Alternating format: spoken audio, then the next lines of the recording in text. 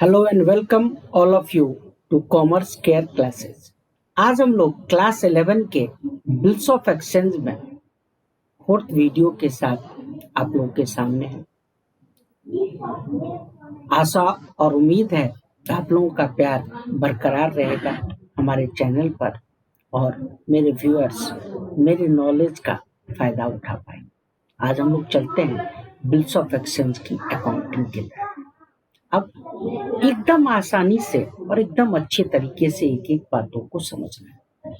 एकदम आसान सा टॉपिक है, कंफ्यूज नहीं होना है।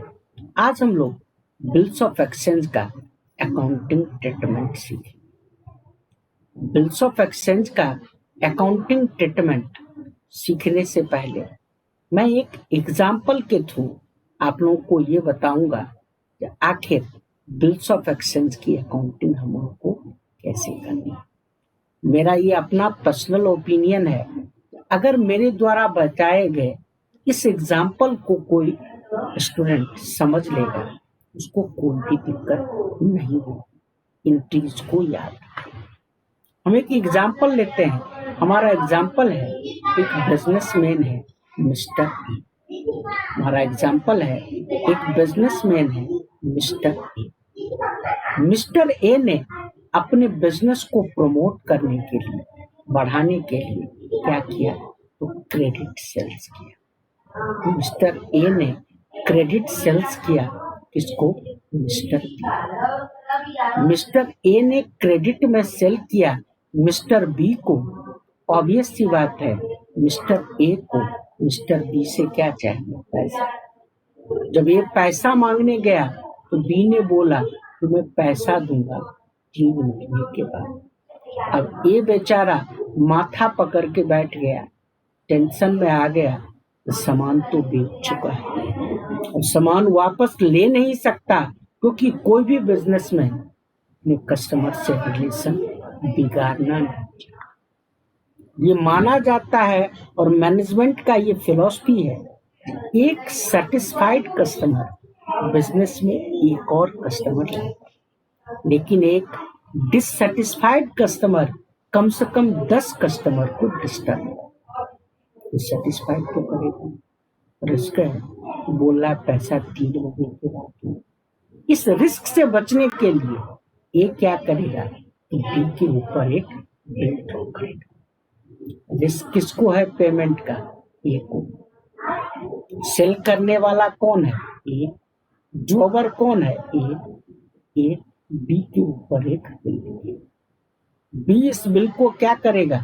एक्सेप्ट करेगा, यानी कि अपनी सिग्नेचर कर देगा और ये बिल वापस आ जाएगा किसके पास? मिस्टर ए के पास। यानी कि ए यहाँ कौन है? ड्रॉवर। पहले ड्रॉवर ने क्या किया? तो ड्रॉई को सेल किया।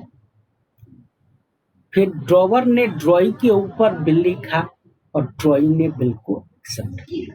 प्लीज ध्यान से समझिए, ट्रेड बिल की अकाउंटिंग हम लोग को करनी है। दिमाग में इस बात को अच्छे तरीके से सेट कीजिए कि ट्रेड बिल में पहले ड्रॉवर ड्रॉई को सेल करता है, ड्रॉई ड्रॉवर से परचेज करता है, ड्रॉवर ड्रॉई के ऊपर बिल लिखता है, ड्रॉई बिल को एक्सेप्ट करती है और वापस किसको कर देती है? ड्रॉवर के पास 4 ऑप्शन है। मतलब जब बिल एक्सेप्ट होकर के वापस आ जाता है किसके पास? ड्रॉवर के पास।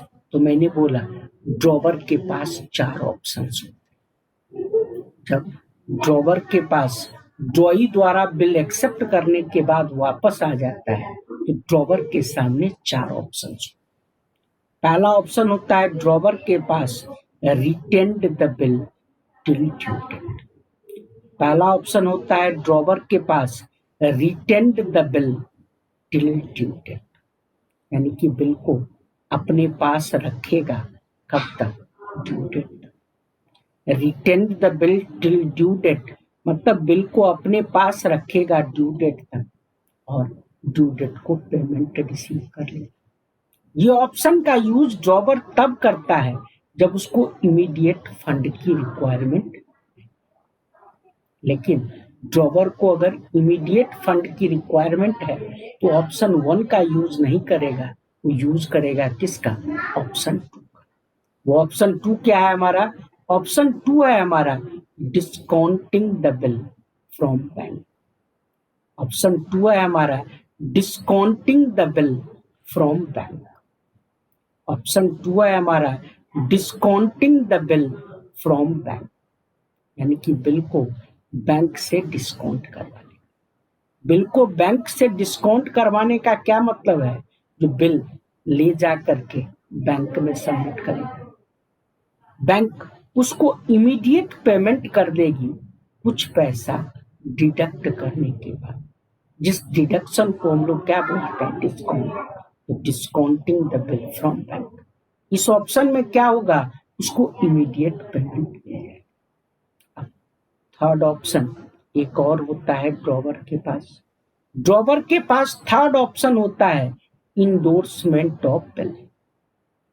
ड्रॉवर के पास थर्ड ऑप्शन होता है endorsement of bill. Endorsement of bill का क्या मतलब होता है? इंडोर्समेंट ऑफ बिल का मतलब होता है transfer of bill to third party. इस कंडीशन में ड्रॉवर अपना बिल ट्रांसफर कर देता है थर्ड पार्टी को, जिसको हम लोग बोलते हैं इंडोर्सी।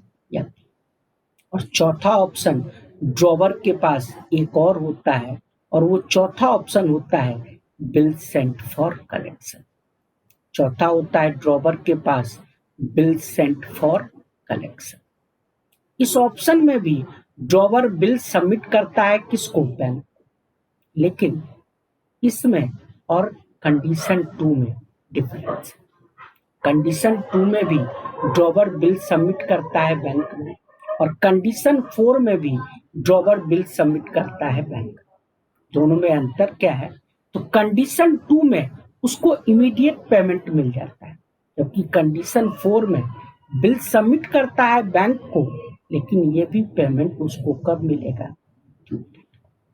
ये सिंपल सा जो मैंने एक एग्जाम्पल लिया है, इसको दिमाग में अगर कोई भी मेरे व्यूअर्स सेट कर लेंगे तो बिल्स ऑफ एक्सचेंज की एंट्रीज में उनको कोई दिक्कत नहीं।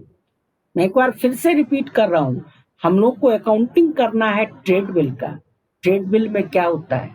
ड्रॉवर ड्रॉई को सेल करता है, ड्रॉई ड्रॉअर से परचेज करता है, ड्रॉवर ड्रॉई के ऊपर बिल लिखता है, ड्रॉई बिल को एक्सेप्ट करता है और ड्रॉवर को वापस।